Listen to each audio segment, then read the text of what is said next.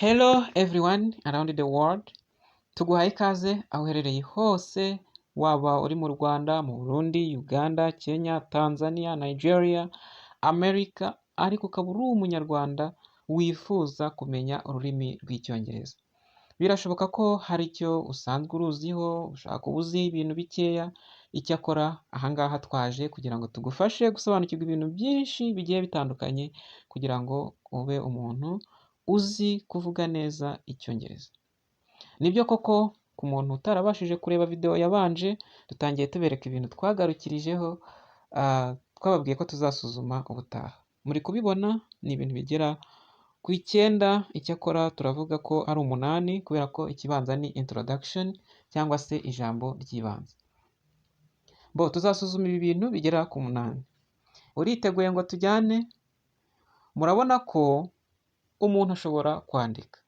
Ubu rwose wababwira uti munyandikire, fata ikayi n'ikaramu wandike ibi bintu, nibyo tuziga rwose, ntibyakunanira, ntibyanakugora.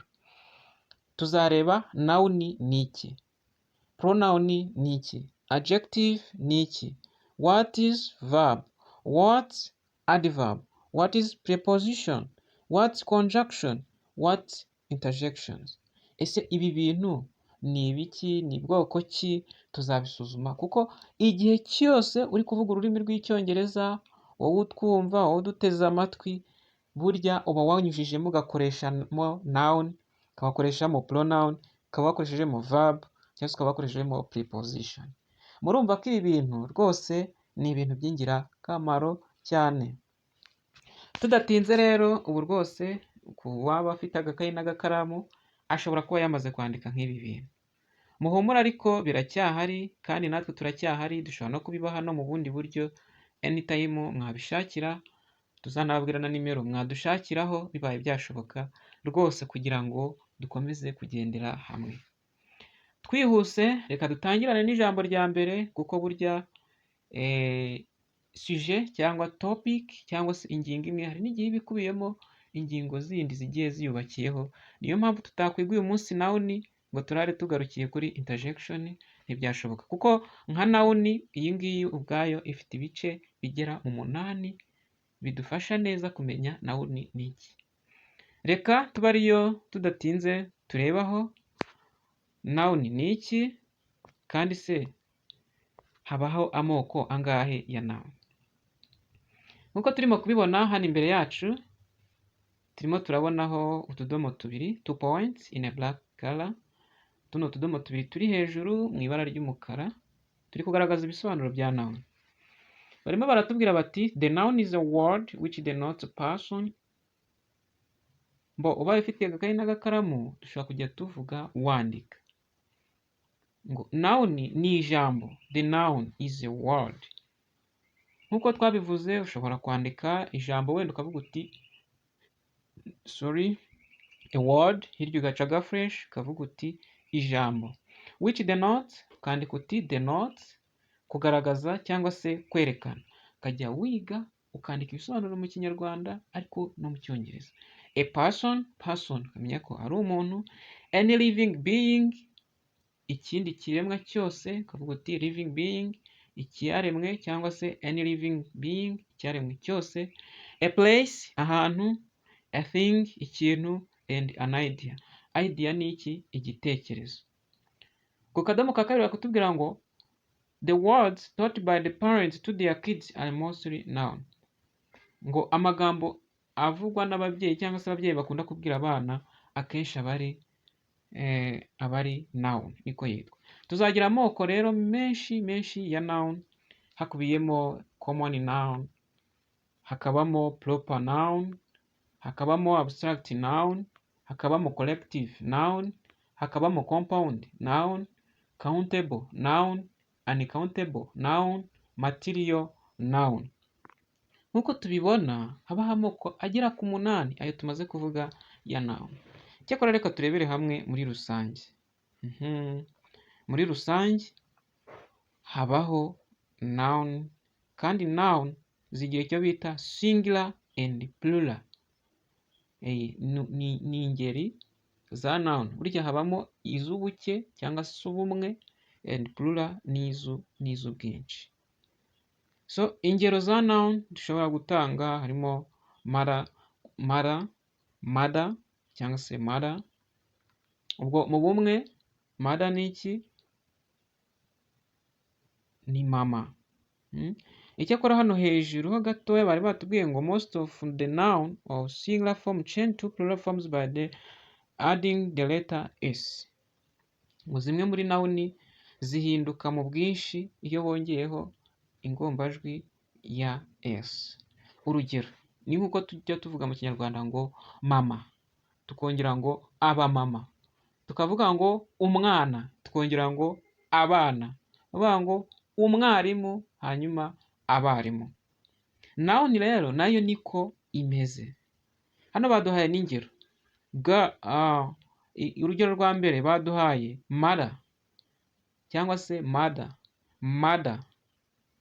Ubashije kwandika rwose wakwandika ko mu Kinyarwanda mother ari mama cyangwa se umubyeyi wanjye. Hanyuma cya kabiri girl basoma girl ni iki? Ni umukobwa, bisobanura umukobwa. pen ni ikaramu. Ijambo rya kane ni book ni iki? Igitabo. Cya gatandatu hand ni iki? Ni ikiganza. Then pick, school, road, car, cycle. Izo zose ni ingero zitwereka singular forms of noun. Ni amagambo yo mu buke cyangwa yo mu bumwe agize icyo bita noun. Iyo tugiye gushyira mu bwinshi rero ni nka bimwe twavugaga: mama, abamama, umwana, abana, igare, amagare, inzu, amazu. Urumvikana yuko aho tuba twagiye mu bwinshi. Ubwo niba hano batubwiye ko twongeraho letter s, ubwo mother tuzasoma mothers, girl tuzavuga girls, pen tuzavuga pens, book tuzavuga books, hand tuzavuga hands, pick picks, school schools, road roads, car cars, cycle cycles. Turimo turabona ko rwose noun niyo dusa n'abahereyeho. Ese witeguye ko ubutaha uzaba ufite ikayi n'ikaramu tugatangira kwiga nawe ugira utuntu wandika tw'ingenzi ku ruhande? Urakoze cyane niba uzabyubahiriza. Rwose ubutaha tuzakomeza dusuzuma ibisobanuro by'iyi noun. Tuzagera kuri common noun, turebe n'ingero, tugiye kuri proper noun, tugiye kuri abstract noun, collective noun, compound noun, countable noun, uncountable noun, even material noun. Ibi bintu byose tuzabisuzuma twitonze. So thank you so much. Turabashimiye. Ngira ngo muri kubona ko ibi bintu bifite gahunda, kandi rwose ntimuzagire ikibazo, mujye mubaza, mutange comment. Tuzajya twiga ibintu tunabisobanure. Niba tuvuze ngo world, niba tuvuze ngo Asia is a continent, bivuze iki? Aziya ni umugabane. London is the capital city of England. Tumenye ko London ari umurwa mukuru w'Ubwongereza. Dukomeze tureba tuze turebe nk'aha ngaha muri izi ngero zo muri noun.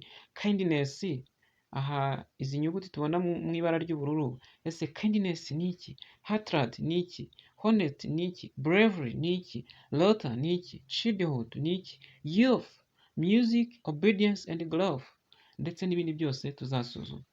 Ngira ngo rero murabona ko ibi bintu bifite gahunda. Nyabuneka ndacyagutuma ikayi n'ikaramu, kandi ngira ngo ngusabe ukore subscribe, ubwire n'abandi baze bige rwose bamenye babashe gusobanukirwa. Ndabashimiye rero rwose, ngiye yuko turi kumwe ubutaha. Ikiganiro cyacu nakagaruka, ubwo muratubwira uko muri kugenda mubyakira. Turi kumwe, murakoze cyane, mugire ibihe byiza. Thank you for watching. See you soon.